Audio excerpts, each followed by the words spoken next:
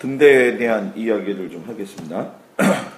출애굽기 25장 31절 34절 여기서 우리가 성경 보면서 주의 깊게 생각해야 될 거 정금 한 덩어리로 만들었다는 거 하고 살구꽃 만드는 것이 아몬드 꽃이라고 하는 거 하고 주조로 만든 게 아니라 쳐서 만들었다는 거, 그게 제일 중요해요. 이게 지금 갈보리 교회에 있는 실질 사이즈의 등대 모습이고, 그 옆에 있는 게 떡상이고요. 그 옆에 있는 게 이제 제사장복 지금 있는 겁니다. 등대가 다른 말로 얘기하면 메노라죠.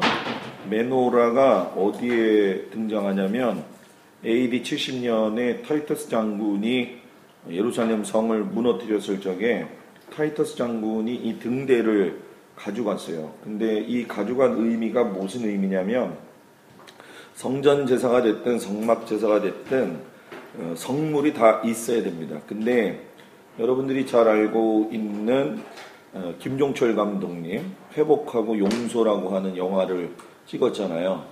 근데 제3성전이라고 하는 영화를 찍어냈죠. 근데 지금 제3성전 영화는 보여서 공식적으로 시간 따로따로 모여가지고 하는데, 보려면은 일산에 스튜디오가 있어요. 스튜디오에 전화해가지고 예약을 해야지만이 가서 볼 수가 있는 상태입니다. 그리고 그때 제3성전에서 나온 칼라미니스트리죠. 다들 얘기하는 분들, 신학자가 됐든 또는 유대인 쪽에서 대표가 나왔던 그분들을 갖다가 인터뷰한 내용들이 따로 나와 있어요. 근데 각자의 의견들이 많은데 거기에서 이제 요주를 이끌고 있는 사람, 뭐 아까 목사님들 이야기하는 것처럼 뭐 우리가 재림을 맞이할 때의 그 시기나 시점이나 이런 부분들을 이렇게 신학적인 관점에서 아주 중도로 얘기하는 사람이 있는가 하면 어윈 맥스터 같은 경우에는 말 그 자체를 갖다가 성경 순서로 사건으로 그대로 나열을 합니다. 그럼 개인적인 제 생각은 뭐냐? 성경은 시간 순서대로 그대로 간다. 제 주장이에요. 그거는. 그러니까 여러분들이 취하고 뭐 안 취하고는 여러분들의 선택이에요. 그거는 논란의 대상거리도 안 되고 논쟁의 대상거리도 안 됩니다. 그건 목회자의 역량에 따라서 해야 될 부분이기 때문에, 목회도 마찬가지예요. 결정적인 것까지는 마지막에는 가면 목회자가 결단을 내려야 되는 거거든요.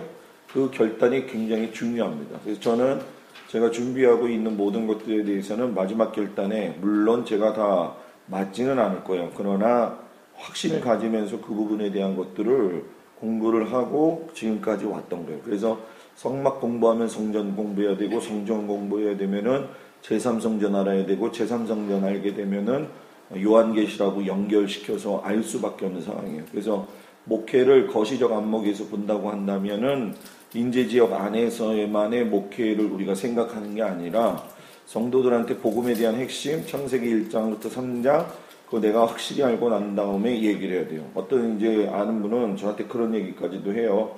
목사님 왜 유일신입니까? 교회가 비난받고 포용성이 있고 다양성이 있는데, 그거는 목사로서 그 얘기하면 나는 과감하게 얘기하지만 목사하지 말라고 그래요.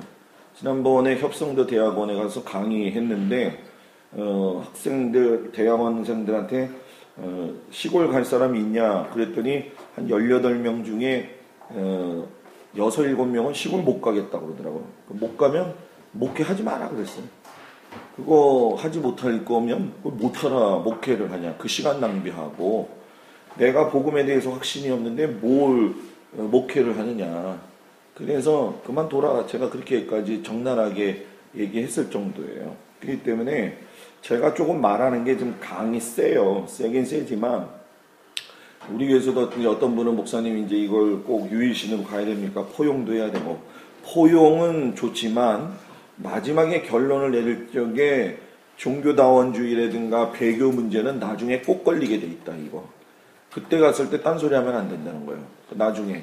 지금 조용기 목사, 조엘 오스틴 목사, 또 최일도 같은 경우에는 그 부인의 영향이 많은데, 최일도 목사가 말하는 거는 그 지금 천주교 안에서도 변질된 거야. 변질된 거. 그러니까 여기 교회에서 부흥회를 할 적에 내가 얘기했지만 한국은 모든 종교의 짬뽕이라는 거예요.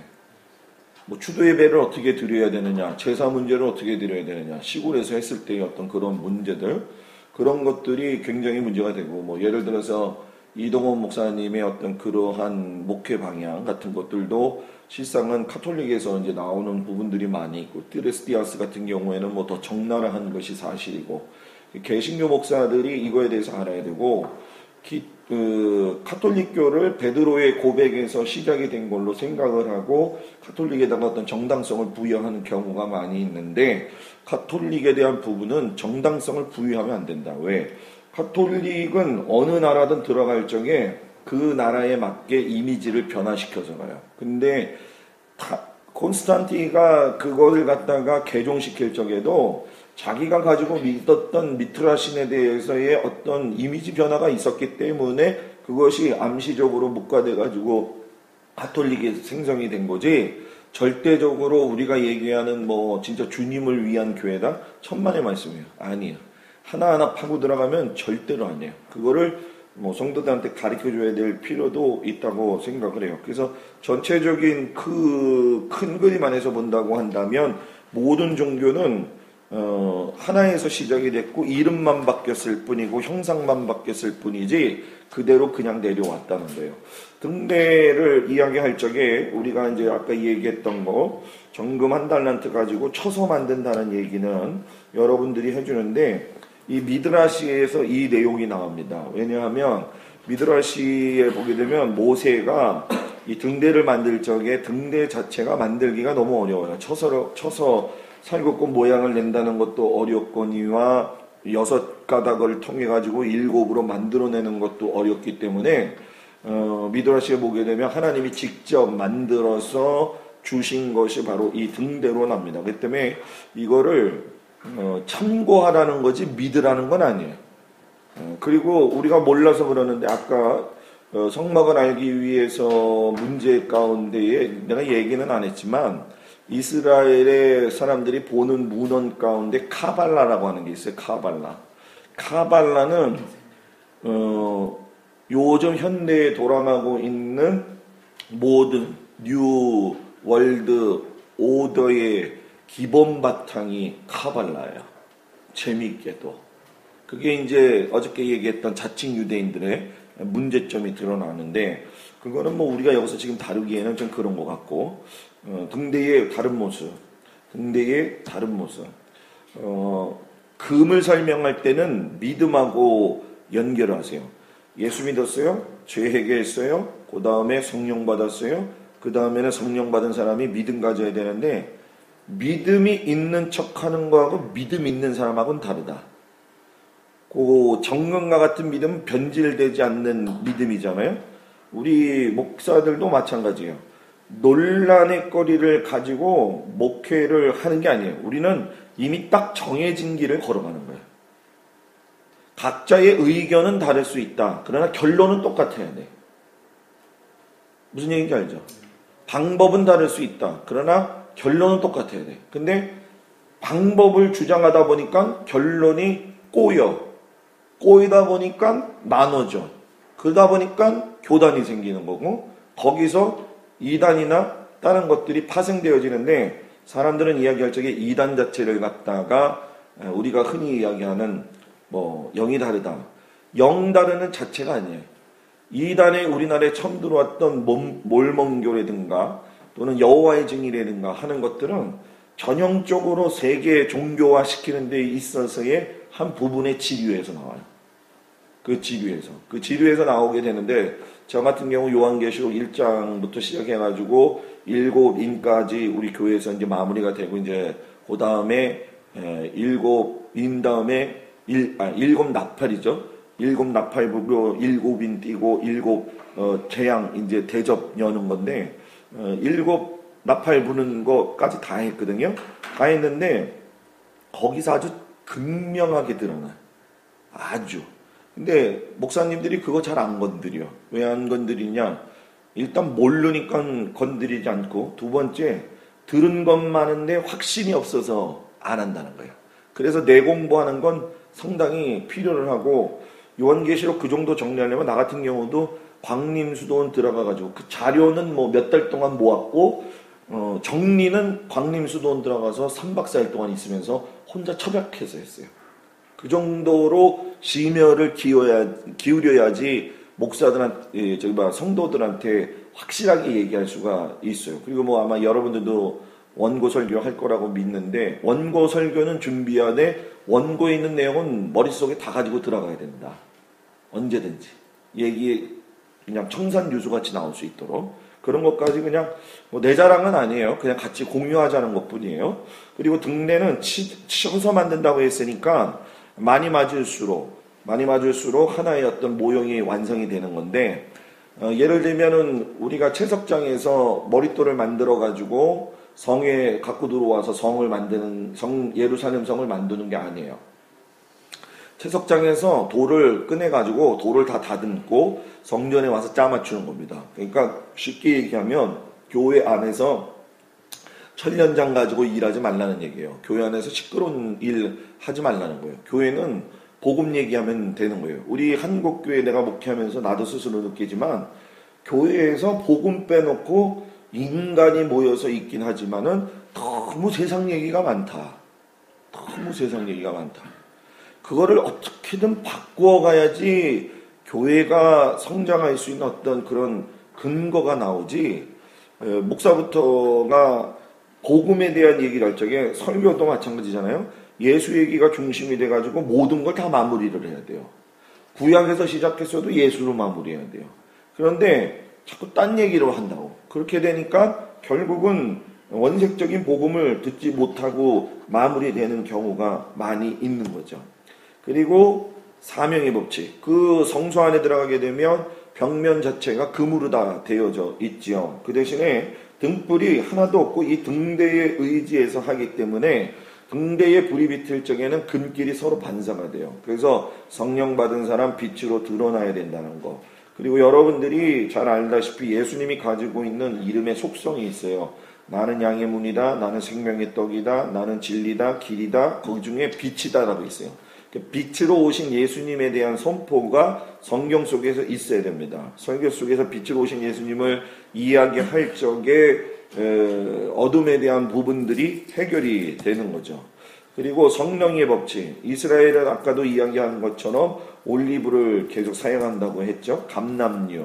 처음 짜가지고서는 처음에 10분에서 15분 동안 나오는 걸 가지고 사용한다라고 하는 거. 그러니까 기름과 물에 대한 건 성령 충만하고 연결시켜야 된다는 것이고, 여기에는 찰스 피니가 얘기했던 부분들은 목사님들이 나름대로의 어떤 예화들을 다 만들어야 될 겁니다. 그리고 만들고 나서, 그리고 저 같은 경우에는 최고로 이야기하는 게 이제 교만에 대한 부분들을 얘기를 해요. 그래서 교만에 대한 부분들을 굉장히 강조하고, 의무에 대한 얘기, 감리교 게시판에도 11조를 해야 되느냐 말해야 되느냐, 율법적이냐 아니냐, 이런 얘기들이 나오는데, 구약에서의 11조가 고아와 가부를 돌보는 거는 복음 시대에 들어가서 교회가 고아와 가부를 돌보았단 말이에요. 11조는 연결이 돼서 계속 왔다. 그런데 한국교회 들어오면서부터 헌금의 종류를 만들어버린 거죠. 근데 그거를 신학적 논쟁으로 이끌어 간다는 건 목사님들 먹여 살리기 위해서 하는 거다. 투잡하면 된다. 아니다. 그다. 그런 문제 차원이 아니라는 거예요. 이런 혼동, 그러니까 기정사실화되어 있는 문제에 대해서는 말거리를 만들 경우에는 목회 자체가 안 되는 거예요. 거기에 휘말릴 필요도 없는 거고. 그러니까 중심이 딱 서 있을 필요가 있지요. 아까 그랬죠. 인간수가 6이고 완전수가 7. 6은 인간수기 때문에 가운데 센터를 중심으로 해가지고, 그래서 에덴 동산도 센터, 생명 선악과 나무가. 여러분들 그 선악과만 아름다운 열매가 아니에요. 성경을 자세히 보면 선악과만 보기에 좋게 아름다운 열매가 아니라 생명나무도 그렇고 모든 열매가 다 아름다운 거예요. 근데 목사님들이 설교할 적에 선악과에 대해서만 보암직하고 먹음직하고 그렇게 얘기를 하면서 육신과 이생의 자랑과 그 정욕의 자랑을 연결시켜서 얘기하는데, 하나님의 것에서 찾을 수 있는 것들은 가르쳐주지 않는단 말이에요. 그걸 가르쳐줘야 된다는 거예요. 그러면 그 대치가 되고 관점이 바뀌고 생각이 바뀌고 방향이 바뀌겠죠. 그러니까 그런 것들을 얘기해 줘야 된다라고 하는 거. 예수님 안에 붙어서 있는 거. 그래서 제가 여기서는 포도나무 얘기를 많이 합니다. 포도나무, 내가 저 안에 저가 내 안에. 그거를 일단 목사님들이 뭐 우리가 일반적으로 설교하는 것처럼 설교하지 말고 깊이 내가 먼저 깨달은 다음에 하게 될 경우에는 상당히 은혜를 많이 영향을 미치게 될 겁니다. 그리고 연속 법칙, 7개의 불이 같이 나오는데 간검하고 연결이 돼요. 뒤에 보면 간검하고 연결이 되는데, 간검 꺼진 거 있으면 세워놔야 되고, 연속 끊지 말고 등불 켜는 것처럼 성령 받은 사람, 성령 세례는 한 번 받는다, 성령 충만은 계속 받아야 된다. 요거 잘 가르쳐주고, 성령 세례를 받은 사람의 모습이 어떻게 발전되어져야 되느냐, 이 부분에 대해서도 상세하게 가르쳐줘야 되죠. 근데 교인들이 대부분이 어떤 생각을 가지고 있느냐, 성령 충만이 마치 있다가 없는 것처럼 생각하고 뭐 그냥 아주 그냥 별로 그렇게 귀중하게 생각을 하지 않아요. 우리는 이미 하나님의 자녀가 됐는데, 하나님의 자녀가 됐을 적에 여기서 우리가 중요한 게 뭐냐면은, 법적으로는 우리가 하나님의 자녀가 됐어요. 내가 예수 그리스도를 입으로 고백해가지고 하나님의 자녀가 됐다고 입으로는 고백을 해요. 고백을 했기 때문에 하나님이 인정을 해서 하나님의 자녀라고 인정을 함으로 인해서 내가 죄의 자녀에서 하나님의 자녀가 된 법적 근거는 확실하게 바뀐 거예요. 그런데 법적 근거가 바뀌었다고 해가지고서는 옛 모습에 있었던 자아의 모습이 다 바뀐 거냐? 그건 아니라는 거예요. 그 법적 근거를 가지고 사탄을 물리칠 수가 있는 거예요. 그리고 사탄은 법적 근거를 자꾸 의심하게 만드는 거고, 그래서 너도 별거 아니다. 그 부분을 목사님들이 잘 설명을 해 주셔야 돼요. 그런 것들이 체계가 잡히면 참 좋을 것 같아요. 닮음, 뭐 예수님 닮아야 되는 거, 살곡꽃 첫열매, 초실절 열매, 완전, 아까 이야기했던 부분 같이 연결해서 생각하시면 되고, 간검, 아까 그거죠? 끊이지 않는 연속의 법칙하고 생각하고, 여기서 정말 중요한 거, 내가 알고 끌려가는 거, 버리지 못한 거, 체크하는 거, 요것들을 성도들한테 이야기하실 적에 본질적인 문제, 예를 들어서 목사님네 교회에서 어느 한 부분에서 좀 이렇게 뭔가 정체되어져 있는 부분들이 있다고 한다면, 그것이 뭐 섬김이 됐든 교회 안에서의 내적인 뭐 싸움이 되어졌든 분열이 되었든, 이런 부분들을 갖다가 체크를 하고 그 속에서 그 부분을 다루어줘야 된다라고 하는 거. 그러니까 성경에서 벗어나지 않고 얘기를 하면은 교회는 문제가 없어요. 그런데 성경에서 벗어나서 얘기를 하면 어떻게 돼요? 문제가 생기게 되는 거예요. 그리고 교회에서 등대 얘기할 때 제일 중요한 거, 연합법칙이 있다라고 하는 거. 교회가 자기 신앙생활만 잘하면 좋은 걸로 착각하고 앉아있는데, 그거는 극단적인 이기주의다. 예수 믿는 사람이 이기주의적인 게 너무 많다. 많아도 너무 많다. 이 이기적인 게 신앙생활 잘하는 건 줄 알고 있는데 아니다. 반대로 얘기하면, 예수 믿는 사람이 착하면 예수 믿는 사람이냐? 착한 사람이 예수 믿는 사람 아니에요. 그걸 가르쳐줘야 돼. 근데 착하게 산다고 생각하는 게 예수 믿는 사람의 도리라고 생각을 한다. 그런 것들을 체크해줘야 된다는 거고, 속은 맛 잃어버리면 그 뜻이 무의미한 것처럼 빛의 그 등대도 잃어버리게 되면은 뭐예요? 아무 소용이 없다라고 하는 무용법칙. 제가 되게 빨리 가죠? 그죠? 아니에요? 너무 목사님들이 탁월하니까는 뭐 충분할 거라고 생각해요, 제가. 그 다음 거 하도록 할게요. 떡상에 대한 얘기를 하도록 하겠습니다. 떡상에 대한 얘기. 이게 지금 적게. 잠깐만요.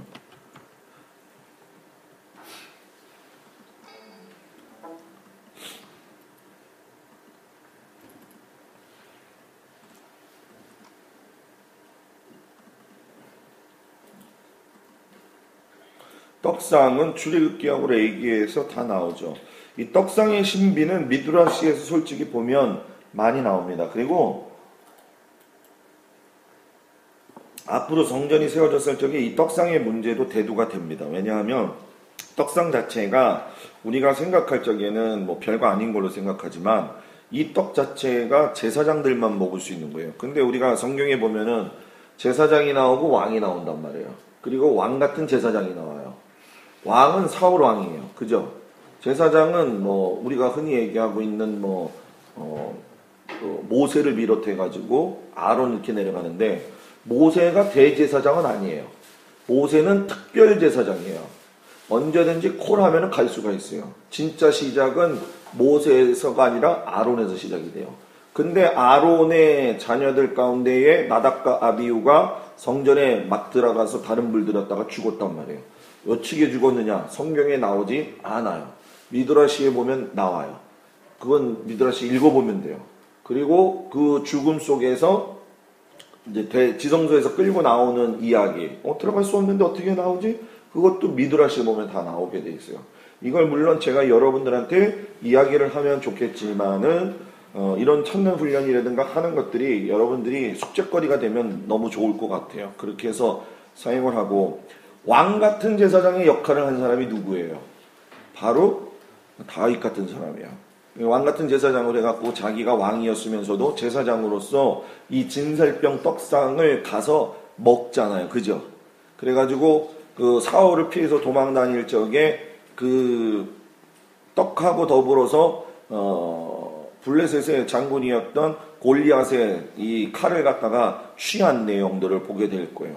그 당시에 뭐 성경 여러분들 잘 읽어서 아시겠지만은 우리가 알고 있는 이 다윗이 가지고 있는 골리앗의 그 칼은 상징성 자체로도 뭐 중요하겠지만, 실상 그게 청동시대하고 철기시대로 넘어가는 중간에 있었기 때문에 철기 무기를 가지고 있었던 거는 사울하고 요나단밖에 없었어요. 그런 와중에서 다윗이 그것을 취했다라고 하는 의미는 상당히 큰 의미가 있는 거죠. 떡상을 보게 되면 여러분들한테 이렇게 그림이 자세하게 가 있습니다. 가서 보게 되면 어느 정도 사이즈가 되고, 떡이 어떤 모습으로 돼 있고, 떡이 또 어떻게 쌓여져 있고, 6개씩 두 줄로 12지파를 상징한다는 거. 그리고 대접숟가락 병 잔이 있잖아요. 그건 뭐냐면 기름에 찍어 먹는다는 얘기거든요. 실제적으로 우리가 잘 알다시피 유럽 지역이나 그리스 지역, 중동 지역에는 이 올리브유에다가 빵을 찍어서 먹어요. 그리고 그렇게 사용되어지는 것이 사실이고요. 근데 이 그림 여기서 이제 보시면은, 이 그림도 내가 참 좋아하는 글이지만 이 그림이 참 어떻게 보면은 좋지 않은 그림이다. 여러분 왜 좋지 않은 그림이라고 생각해요?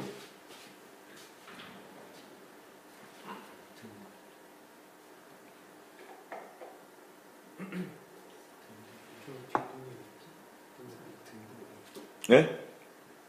이 그림이 보게 되면은 정 가운데 맨 위에 호루스의 눈이 있어요. 네, 그렇기 때문에 이런 거를 발견해야 돼요. 목사들이 사진이나 이런 것들을 볼 적에 세밀하게 살펴봐야 되고, 지금 우리나라의 호루스 나라하고 오벨리스크 한꺼번에 하는 게 제2롯데월드잖아요. 그죠?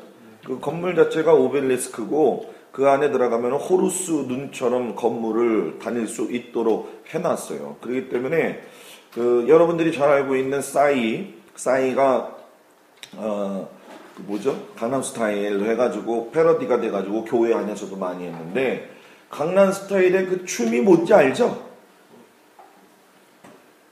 강남스타일의 춤추는 그 스타일의 의미가 뭔지 알죠?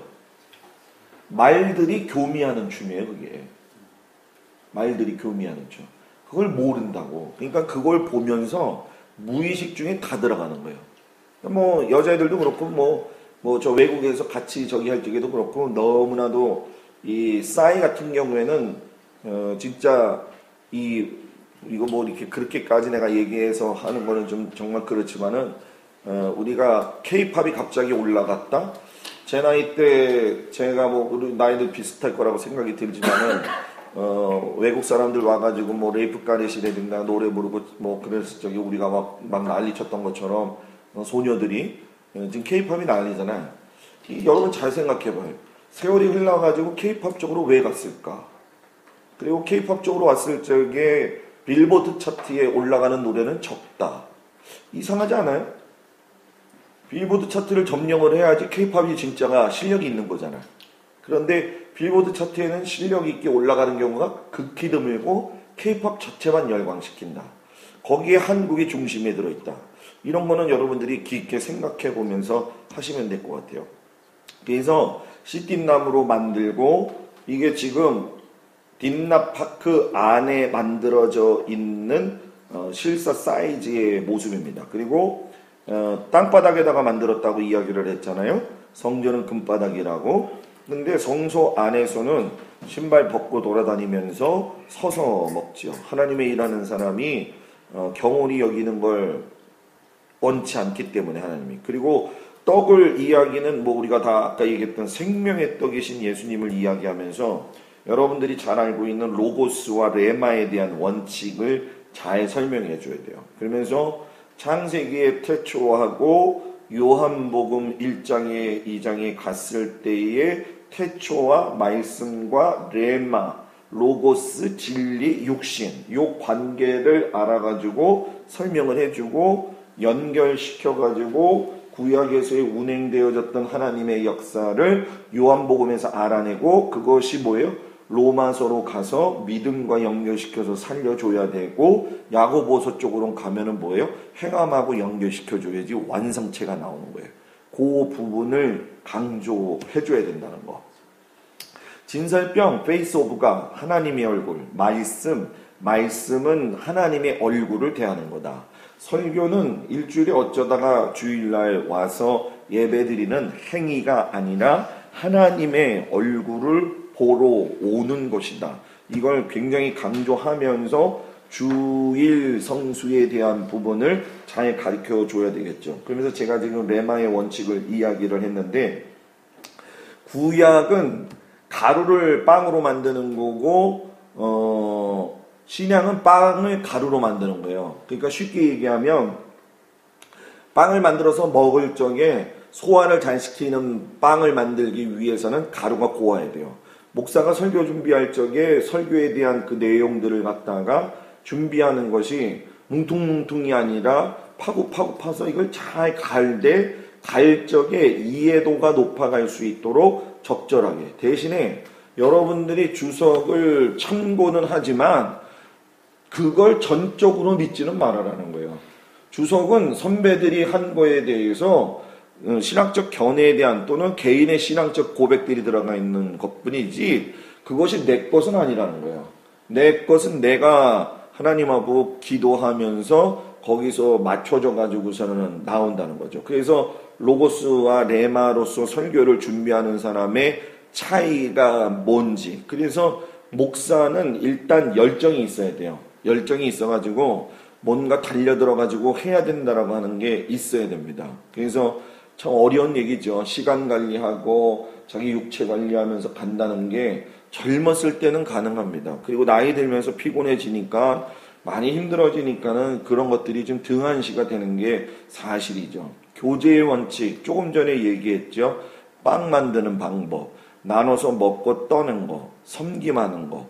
우리가 하나님의 말씀을 먹었으면 그 말씀에 대한 실천의 상황을 이야기를 해줘야 된다는 것이고 말씀은 그 자리에 있는 게 아니라 퍼져나가는 거다. 그래서 6개씩 12지파가 하나님 앞에 상징성을 가지고 있다고 한다면은 지금의 떡상은 우리가 잘 알다시피 미종족 전도까지 생각을 해야 되는 것이고 지금 미종족 전도까지 생각을 했을 적에 하나님의 말씀이 어디까지 번역이 됐느냐 이야기한다고 한다면 거의 뭐 99%까지 됐죠. 그죠? 99%까지 됐어요. 99%. 뭐 지금 뭐 아이패드 뭐 다 있지만은 목사님들이 제일 첨단을 걷잖아요. 보면 스마트폰 하나 가지고 외국 나가면 뭐 영어 못해도 상관없어요. 다 알아서 찾아갈 정도니까 되니까. 성경도 마찬가지고. 이 이야기는 무슨 얘기냐? 문명의 혜택이 받고 있지 않는 사람들한테도 복음이 거의 다 차고 있다는 거예요. 뭐 땅끝 해가지고선 우리가 인터콥에서 얘기할 적에 땅끝이 이스라엘이다 이렇게 얘기도 하지만은 진짜 땅끝은 땅끝이에요. 복음을 알지 못하는 것이 땅끝이에요. 거기가 이스라엘이 되기도 하고 오지가 되기도 하는 거죠. 근데 아까 메시아닉 주 얘기했었지만 우리가 분명하게 생각해야 될 것은 이스라엘이 변화되어져 가고 있다라고 하는 건 우리가 지금 직시를 해야 돼요.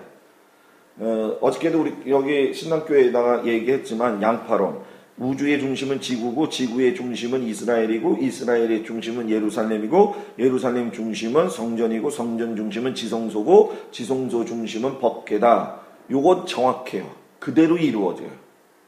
그래서 이스라엘을 마치 우리와 상관없고 진짜 건방지고 진짜 가서 있으면 자존심 상할 때 많아요.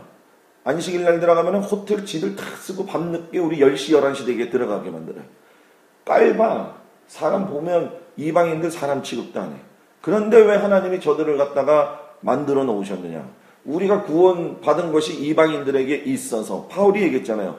유대인들로 하여금 시기가 일어나게 해가지고선 예수 믿게 하게. 지금 그게 교회 시대의 마지막 부분이라는 거예요. 마지막 부분. 그리고 오직 원칙. 이건 뭐 우리가 잘 알다시피 선교의 가감 변질에 대한 문제입니다. 여러분들이 아까도 우리 사모님하고 그런 얘기를 했지만 지금 신사도 운동에 대한 여러 가지 많은 것들이 나오고 있는데 처음부터 시작이 되어졌을 적엔 잘 모르지만 마지막에 갔을 적에는 이 부분이 어떤 통로가 되어져서 선하게 쓰일 수도 있고 나쁘게 쓰일 수도 있다는 걸 우리들은 기정사실화 해놓고 들어가야 돼요.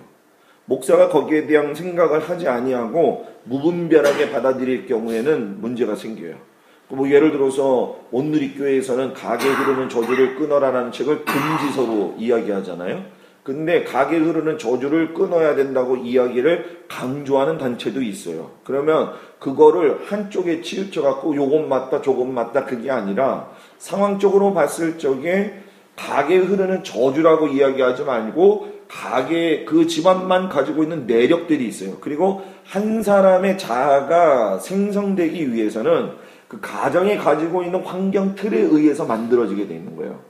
거기서 예수님을 만났을 적에 새로운 변화가 일어나고 새로운 것이 만들어질 적에 새로운 사람이 되는 것이지 근성들은 남아져 있다고 하는 거예요. 그런 것들을 신사도 운동에서 잘 이제 우리가 체크를 해야 되는데 예를 들어서 사도행전에서 우리가 알다시피 방언이 터졌는데 방언이 우리가 유대인의 경건한 자들이 들어왔을 적에 각 지역에 있는 사람들이 나오고 그 120명들이 방언을 했을 때 방언을 듣고 그 사람들이 자기들의 언어로 들었어요.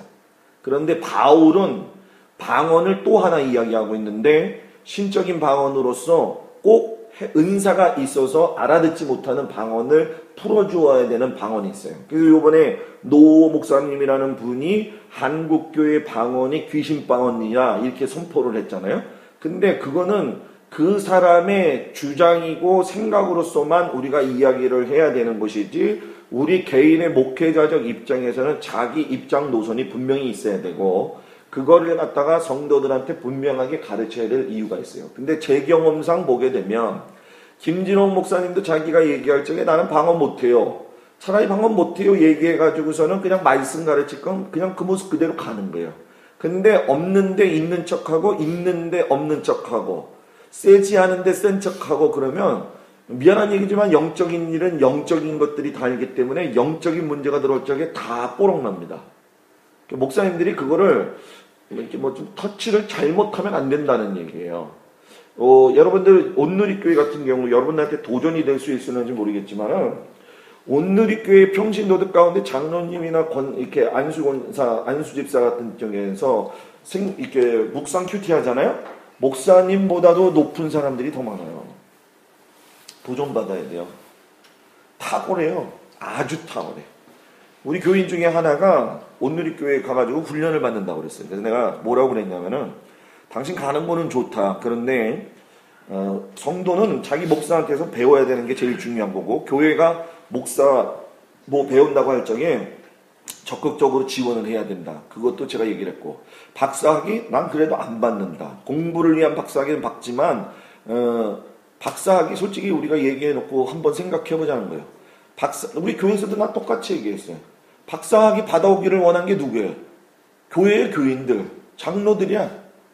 그리고 나서 박사 받아가지고 오니까 박사 문제 내걸고 이야기한 게 또 누구야? 교인들이야. 장로들이고. 그리고 겁먹들어가지고 목사들이 제대로 하지 않고 교회가 엉켜진 거예요. 이 한국 교회가 넘어지는 방법은 사단의 전략 가운데 들어갈 수밖에 없는 거예요. 그럼 지금 이 시대에 우리가 정확하게 목회하려면 어떻게 되느냐? 성경 가지고 파고 들어가야 돼. 딴 게 없어요. 논란의 여지들은 계속 있을 거다 앞으로. 예수님이 오시기까지 더 있으면 더 있지 덜 하지는 않는다는 거예요. 그는 결론은 누구예요? 내가 정신 차려야 되는 거예요. 내가 살지 않으면은 우리 교인들 다 죽는 거예요. 나는 그런 마음을 가지고 목회를 해요. 내가 하나 잘못되면은 우리 교인들 나이가 많이 들었든 적게 들었든 다 끝난다. 다 끝난다. 그냥 우르르 따라 들어가는 거다. 이런 마음을 가지고 저는 목회를 해요. 그러니까 그런 부분에 대해서 여러분들도 다 똑같이 그렇게 생각할 거라고 믿고 있어요. 요 떡상 여러분들 드린 설교 포인트에 보게 되면은 그 떡상의 포인트 가운데에서 말씀을 자꾸 왜곡시키거나 부정하게 보는 사람들 이야기가 있는 근성들이 나오는 부분이 있습니다. 그것이 출애굽 당시의 어떤 잡족의 문제, 그리고 우리가 성경을 자세히 보게 되면은 자원으로 유대인 된 사람들이 있어요. 예를 들면 어저께 얘기했지만 에스더가 모르드게와 하만의 관계 속에서 전부 다 도살되어질 뻔했던 경우가 있었잖아요. 성경에 에스더에 보면. 그때 에스더를 자세히 보게 되면 어떻게 나와요? 각 도성에 힘이 미치지 못하게 되니까는 너희들이 싸워가지고서 너희들 스스로를 지켜라라고 했을 적에 백성들 가운데 무서워하는 사람들이 자기네들이 자원 유대인이 되어가지고 유대인들을 도와가지고서는 싸워가지고 생긴 사람들이 있어요. 그러니까 우린 유대인 그러면 이스라엘에 있는 유대인만 생각을 하는데 지금 디아스포라부터 해가지고 자칭 유대인, 자원 유대인 해가지고 깔려져 있는 유대인의 분포도가 다 크다. 그러면 우리가 흔히 얘기하는 뭐 골드버그니 뭐 또 저기 우리가 얘기하는 그 스티브 잡스 뭐 이런 것들에 대해서 그걸 우리가 어떻게 봐야 됩니까? 라고 할 적에 중요하게 여기는 거. 유대인이 유대인하고 결혼하면 유대인이에요. 유대인이 남자가 이방인 여자하고 결혼해서 애기 나면은 그 아이는 이방인이에요. 유대 여자가 이방인 남자하고 결혼을 하면은 그 아기가 나면 그 사람은 유대인이에요. 근데 진짜 여기서 또 중요한 건 자칭 유대인이 만들어진 과정들이 있어요. 그 과정들이 있고 그것이 맞냐 안 맞냐 그런 중요한 얘기들이 있는데 분명한 건 디아스포라가 많이 퍼져 있는 상태에서 유대인의 부유 중에 북유럽 쪽으로 유입된 사람들이 있고 북유럽에서 청교도 혁명을 통해 가지고서는 미국으로 유입된 유대인들이 있고 그들 가운데 돈의 특권을 가지고 있으면서 돈의 물질 형성을 이루어 가지고 정통 유대인들이 성전을 세우고 싶지만 그들은 돈이 없고 그리고 자칭 유대인이나 자원 유대인의 후손들 가운데선 돈이 남아들어서 뭐 예를 들어서 뭐 우리가 알고 있는 뭐 스티븐 스필버그라든가 스티브 잡스라든가 키신저라든가 뭐 중요한 멤버들 그 사람들은 돈줄을 대고 그래서 시오니즘이 되고 하나의 어떤 극체제를 이루어 가고 있는 게 지금 이 현재 세계의 상황이에요. 그거를 한국교회에서 한국적 복음만 전하면 절대로 안 된다. 그거를 구분해가지고 얘기할 수 있어야 된다. 교회에서 성도들한테 이스라엘 위해서 기도합시다. 이슬람 위해서 기도합시다. 그리고 공산당 위해서 우리가 기도하면서 하나님 앞에 간구해서 이 문제 해결해야 됩니다. 동성애 문제 얘기해야 됩니다. 그거 우리하고 상관없다고 하는 사람들이 진짜 많아요. 그냥 우리만 예수 잘 믿으면 되지 뭐 그것까지 신경 쓰냐고 얘기를 해요. 그것이 결국은 나중에 다 집어삼키게 돼 있어요. 교회를. 그래서 교회가 다 병들고 변질되어지는 중에 사탄의 가장 강력한 무기가 여러분들이 잘 아는 것처럼 돈과 섹스하고 권력이잖아요. 교회 안에 돈, 권력, 섹스 다 들어왔어 지금. 더 심해 중세시대 때보다. 그렇잖아요. 전병훈 목사 그렇게 난리쳐갖고 경영학과 했죠. 완전히 난리야. 여자애들 데리고 노는 거예요. 농구. 근데도 안 움직이잖아요. 뻔뻔하잖아요. 교단 안에서 보호하잖아. 정상이냐 비정상이냐 이건 우리 입으로 얘기할 문제거리도 아니야. 그거는 이미 결정난 문제고 얘기할 가치가 없는 문제라는 거지. 근데 그거를 논란의 대상으로 삼을 필요도 없는 거예요. 그러니까 그런 데다가 시간 뺏기면 안 되는 거예요. 그래서 떡상도 마찬가지지만 잡족들이 있어요. 교회도 항상 이 성공 기회를 바라보고 같이 나온 사람들 또 예수 그 10가지 재앙을 보고 나서 같이 따라온 사람들 그 사람들이 신앙이 올바르게 성장한 거냐? 그렇지 않다는 거예요. 불평도 있고 원망도 있고. 복음이 완벽하게 들어갈 수는 없지만 완벽하게 받아들이고 완벽하게 들어오는 교회는, 일단 교회는 불평보다도 감사가 많은 게 정상인 거예요. 불평이 많은 거는 정상이 아니에요. 그러니까 우리가 정상적인 교인으로 성장시켜야 될 필요가 있겠죠. 그래서 여기에서 보게 되면 떡을 먹는 원칙의 현대교회의 문제점들 다 나올 겁니다. 그리고 항상의 원칙, 항상 손에서 떠나지 말라고 할 적에 여러분들이 가르쳐야 될 것이 무엇이냐면은, 성도들도 자기 집에 오픈된 공간이라도 성경 읽을 수 있는 자리가 있어야 된다. 목사들은 자기 책상이 있단 말이에요. 그런데 일반 평신도들은 자기 책상이라는 게 거의 없어요. 그렇잖아요. 그러면 밥상이 됐든 예배상이 됐든 성경을 읽고 하나님을 만날 수 있는 장소를 집에서 구분시켜 놓을 수 있도록 가르쳐라. 이게 중요하다는 거. 성령의 원칙, 아까 얘기했죠? 기름 반죽해서 기름에 찍어 먹는다. 이 부분, 성령의 감동하심에 대해서 계속적으로 우리가 가야 된다라고 하는 거. 여기서 찰스 스펄전 목사님 이야기를 꺼냈는데, 여러분들이 찰스 스펄전, 조나단 에드워즈, 찰스 피니, D.L. 무디, 요 한 시대에 같이 했던 사람들이거든요. 한 시대에 전 세계를 주류 잡았던 사람들이요. 그 주류 잡았던 사람들이 과연 어떻게 목회 사역을 했고 설교를 어떻게 해야 되는가. 뭐 예를 들어서 우리가 웨슬리 고전 설교 있는데, 아주 고전 설교 같은 경우, 표준 설교 같은 경우 핵심에서 벗어나지 않잖아요. 그때 설교한 거 내용 보고 요즘 우리들이 설교한 내용을 이렇게 비교해 보면 차이가 나요. 본보기를 받아야 되는 거죠. 그죠? 우리는 사람들의 귀에 들려주기에 좋은 설교를 하려고 하는 마음이 나부터도 내 본연 속에 있을 때가 있는 게 사실이에요. 고백하는데. 근데 그게 시간이 지나면서 사그러들어야 되고 훈련 받아야 되고 변화 받아야 될 문제고, 요즘 여러분들 또 잘 알아야 될 게 뭐냐면, 이 속이질 못해. 교인들이 더 잘 알아. 여러분들이 우리가 이렇게 밥 먹고 이렇게 하잖아요. 시고는 순수하잖아요. 그죠? 교인들이 이렇게 아까 우리 권사님들 같이 있었고 그러잖아요. 우린 밥 먹을 때도 굉장히 조심해야 되는 거예요. 제가 요즘 그거 뼈저리게 느끼는데 뭐냐면, 교인들이 우리를 바라보는 거하고 우리가 교인 바라보는 거하고 달라요, 여러분. 다릅니다.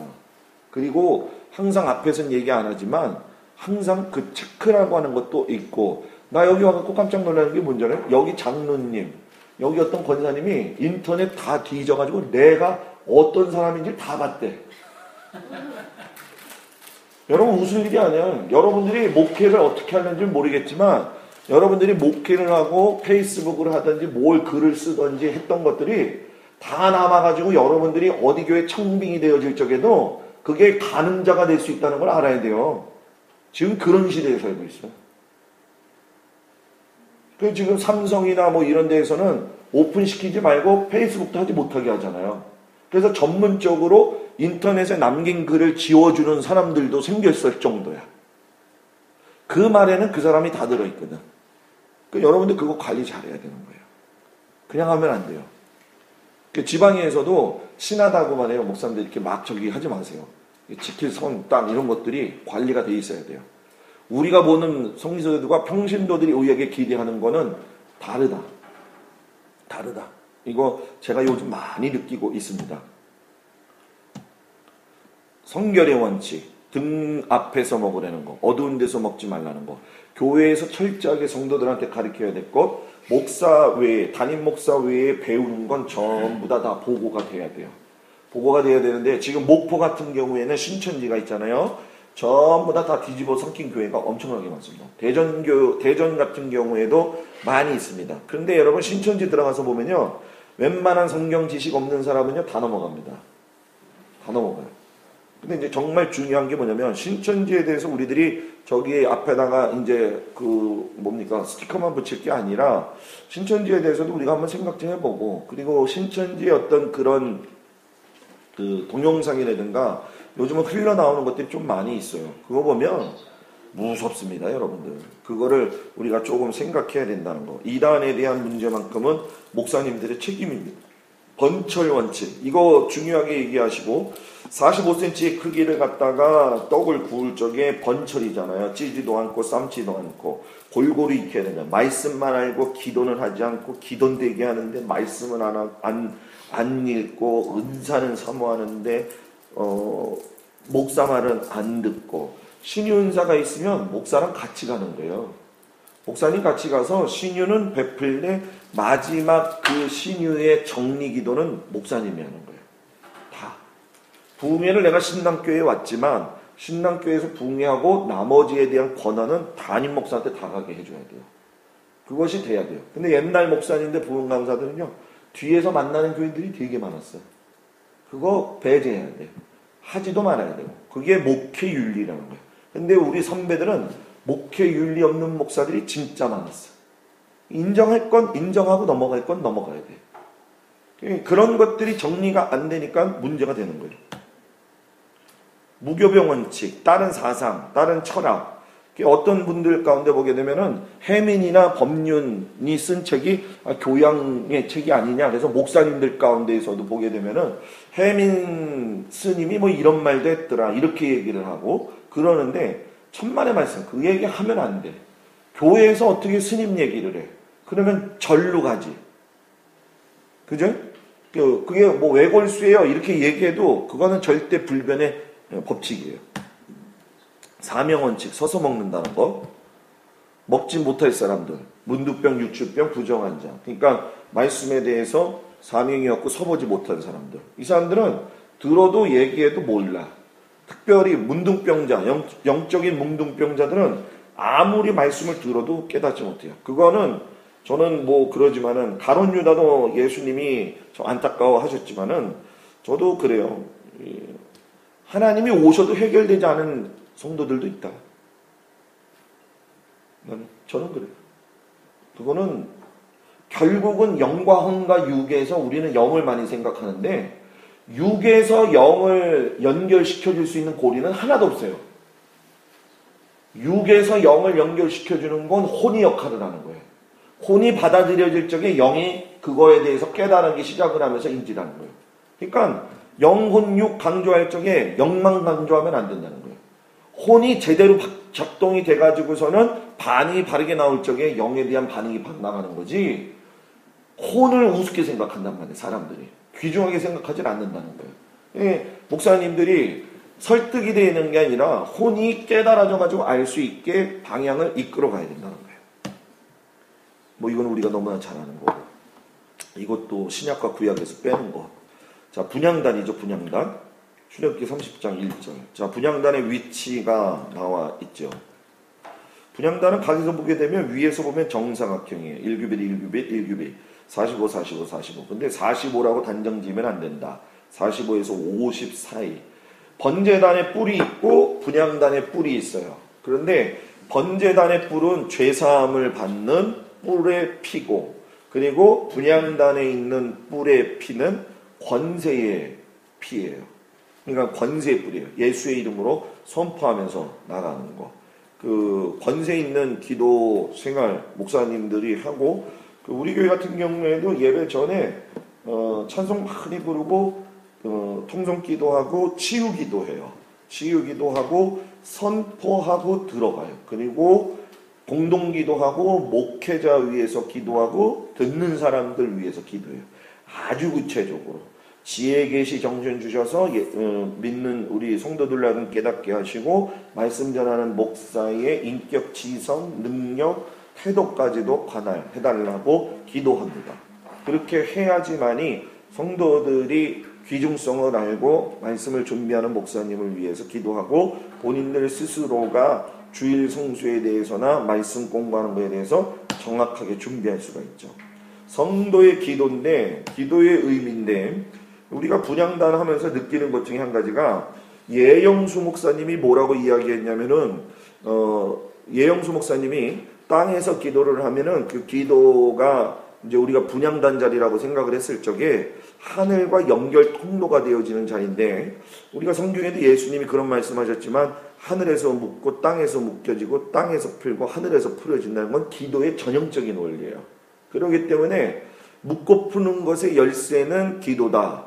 그래서 사람이 죽을 때든 뭐 이럴 적에 여러분들이 이제 시골에서 어르신들 돌아가실 때가 많이 있는데 어르신들 돌아갔을 때 최소 20분에서 30분은 귀가 살아 있어요.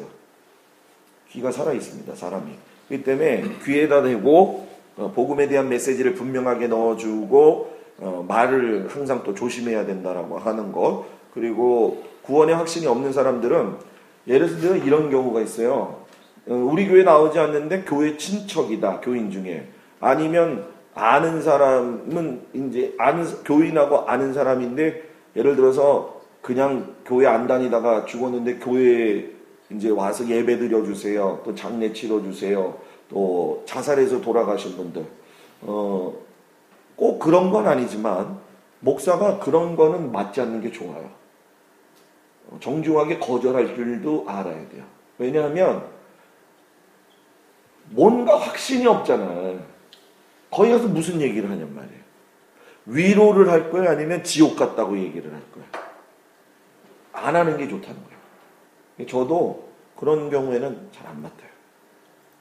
우리 교인들만 될 수 있으면 그렇게 하죠. 믿음의 기도. 믿음의 기도는 금하고 다 연결된다고 했고, 공의 기도, 가로 세로 똑같은 정사각형이죠. 기도할 적에 내 욕망 갖고 기도하지 말라는 거. 우리가 항상 기도할 적에 너희는 먼저 그의 나라와 그의 의를 구하라 이야기하잖아요.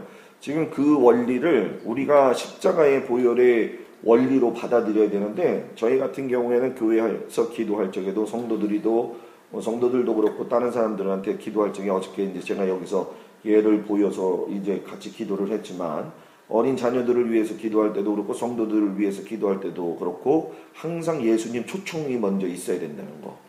예수님 초청의 고백과 예수님 초청에 대한 감사와 그 사람의 머리로부터 발끝까지 내려지는 예수님의 보혈에 대한 피의 선포가 있어야 되고, 빛으로 오신 예수님에 대한 어둠에 물러나게 하는 선포가 있어야 되고, 그 다음에 그의 현실적인 문제 앞에서 하나님이 어떻게 기도하기를 원하시는가, 그 부분을 놓고 기도해야 된다는 거. 그러니까 교인들한테 아예 얘기를 하는 거죠. 우리는 번영신학의 신앙이 아니다. 교회에 와가지고 예수 믿어가지고 잘 믿어가지고 인생 바뀌어지는 게 아니라는 거예요. 예수를 믿어도 피곤함이 있고 곤감이 있다. 근데 그걸 어떻게 이길 거냐, 그걸 가리키는 거지. 우리가 그거를 위해 우리 선배들이 너무 이상하게 가르쳐 놓는 바람에 진짜 이상하게 됐어요. 교회에 오면은 뭔가 다 돼야 되고, 목사님이 기도했는데 문제 해결이 안 됐다, 병이 안 났다, 그러면 저 목사님은 신성하지 않다, 경건하지 않다, 능력이 없다. 그건 다 인간의 잣대예요. 엘리 제사장이 완벽했어요? 한나가 술 취해가지고 기도하는 걸로 봤잖아요. 그런데도 그 사람이 축복하니까 어떻게 했어요? 아기를 갖잖아. 그죠? 주의 종 자체는 프라이드라게 하는 게 아니라 하나님이 주신 권세를 사용할 수 있는 거예요. 그러니까 내가 좀 부족해도 부족한 거 인정할 적에 부족한 것대로 하나님이 사용하신다는 거예요. 권세기도 아까 이야기했죠. 베드로 요한 이야기, 안전뱅이 이야기, 주님 이름의 기도, 이건 뭐 우리가 너무나도 잘 아는 거고, 성령 기도, 향 피우기 전에 등대기름 먼저 점검하는 거. 근데 우리가 대속제일 날이 제일 중요하단 말이에요. 이스라엘 절기 가운데. 이스라엘 절기 가운데 제일 중요한 날이 대속제일이고, 제일 중요한 사람이 대제사장이고, 제일 중요한 일이 제사함 받는 날. 그날이 대속제일이에요. 그런데 분향단은 대속제일날 법궤 앞으로 가지고 들어가요. 그렇기 때문에 분향단을 가지고 들어가고 자기 죄 사함 받고 거기서 향 피우고 나중에 청소까지 하고 갖고 나오는 거예요. 그런 거는 우리가 성경에 자세하게 나와 있지 않잖아요. 그죠? 그런 것들을 가르쳐 줘야 된다고 하는 것이죠. 그리고 연석기도 하는 거. 향의 기도인데 이거는 예수님이 기도하신 어떤 모델에 대한 모습을 그대로 보여주는 거죠. 여러분들 분향단 앞에 보게 되면은 거기다가 향을 태운단 말이에요. 그리고 천주교에서도 보면은 이렇게 흔들면서 향을 피우잖아요. 공통 기본적인 거 그쪽은 잘 모르겠어요. 근데 아마 비슷할 거라고 나는 생각은 하지만 5가지를 집어넣는 거예요. 하나는 소화편 같은 경우는 스토렉스라고 하는 나무에서 저절로 나는 향인데 기도를 해도 억지로 시켜서 하지 말아라. 그거. 나가면 홍해의 오닉스라고 하는 조개 껍질 빠잖아요. 빠르고 갈아갖고 만드는다고. 그거를 같이 썩는 거예요. 예수님이 겟세마네 동산에서 무릎이 부셔질 정도까지 기도한 모습의 모형. 풍자양, 갈반이라고 하는 고목나무 향내 나는 거, 독소 제거하는 거. 분향단 기도할 적에 기도하면서 내 독소가 빠져야 돼요. 내가 예수 믿으면서 5년 믿은 사람하고 10년 믿은 사람하고 기도 생활이나 생활면에서 똑같으면 문제가 있는 거예요. 누가 10년 믿은 사람이. 독소가 빠져야죠. 그죠?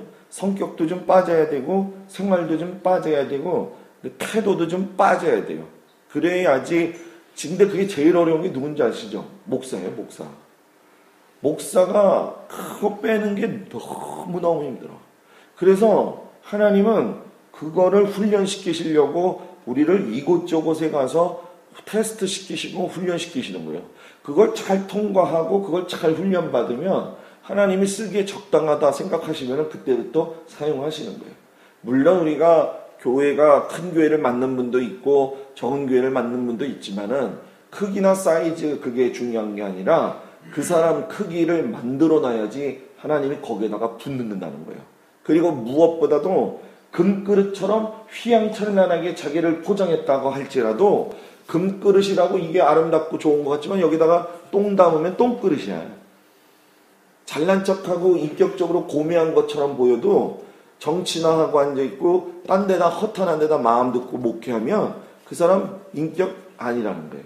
그러나 종지 같은 이런 컵에 들어있다 할지라도 여기다가 다이아몬드 집어넣으면 다이아몬드 그릇이잖아요. 그죠? 내 거의 중심에 다이아몬드 같은 게 만들어져 있어서 그릇 자체가 약하냐 좋냐 이건 중요하지 않아. 거기에 담는 게 중요하다는 거예요. 그럼 지금 여러분들은 그 단계를 밟아가고 있는 것도 있고 그 단계 속에서 진입도 하고 있고 그런 상황들이라는 거죠. 유향을 요르단 가서 제가 샀는데 갈색으로 돼 있더라고. 이렇게 네모나게 비누로 만들었는데 향기가 끝내줍니다. 기가 막히게 좋아요. 착 열면 닫혀놨다가 탁 열면요 그 향기가 쭉 퍼져나가요. 퍼져나가는데 마리아가 그걸 예수님한테 받으러 가려고 했잖아요.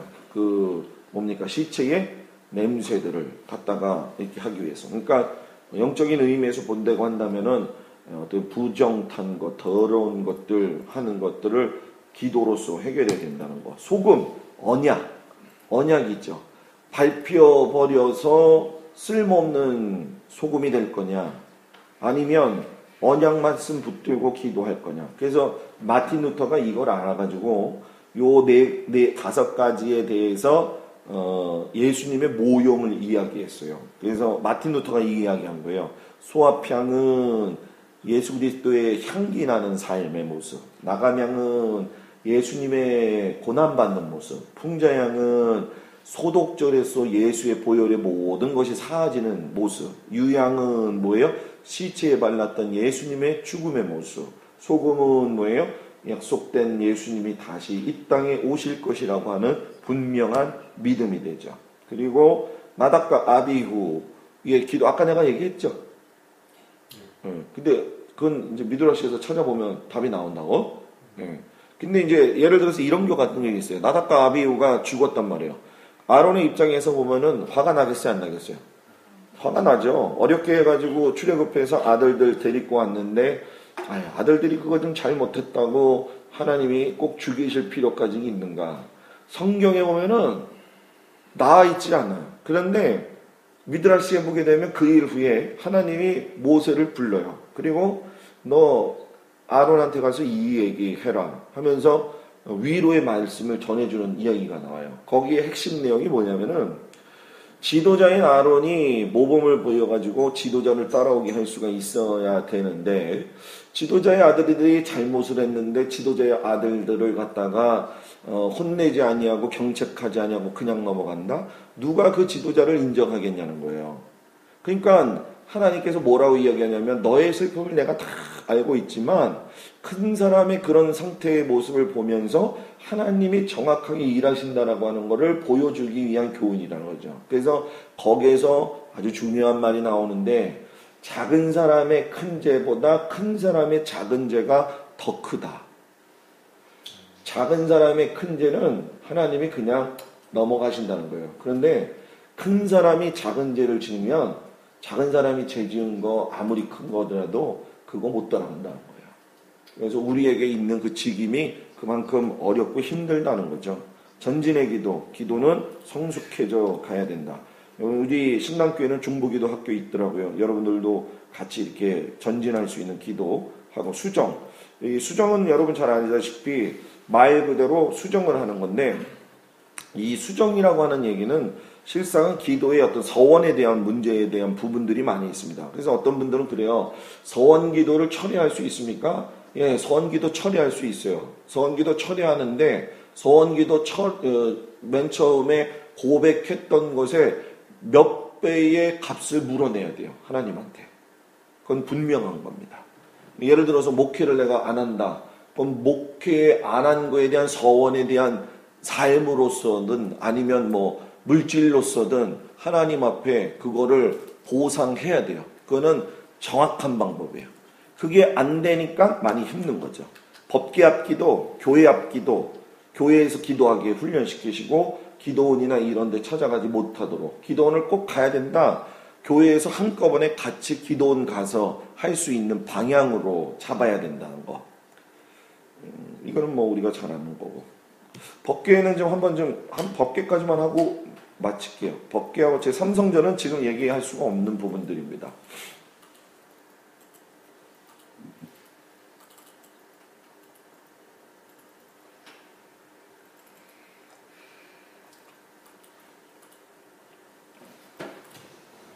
제가 외장하드에서 지금 불러오기 때문에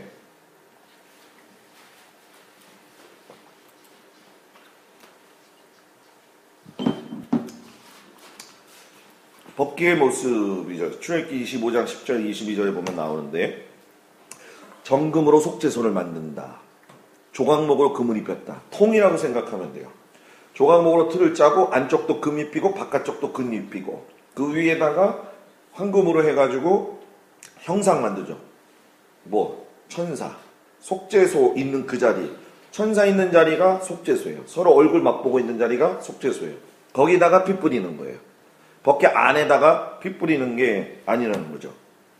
이게 지금 이스라엘에 있는 건데 지금 여기 가서 보니까는 지금 여기 손잡이에 달려 있는 데가 이게 서랍처럼 돼 있더라고. 그래서 이렇게 서랍을 열어서 보면은 그 안에 세 가지 그거를 그대로 집어넣고 있어요. 근데 성경에 이제 법계론에 보게 되면은 다 나오죠.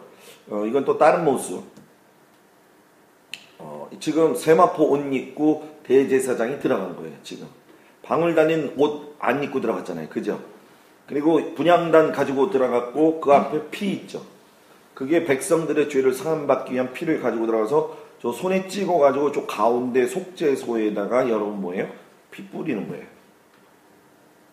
법계 속에 있다. 요거 정확하게 나오는데 출애굽기 25장 16절 십계명은 증거판 속에 돌아. 지팡이 민수기 17장 4절 증거계 앞에 돌아.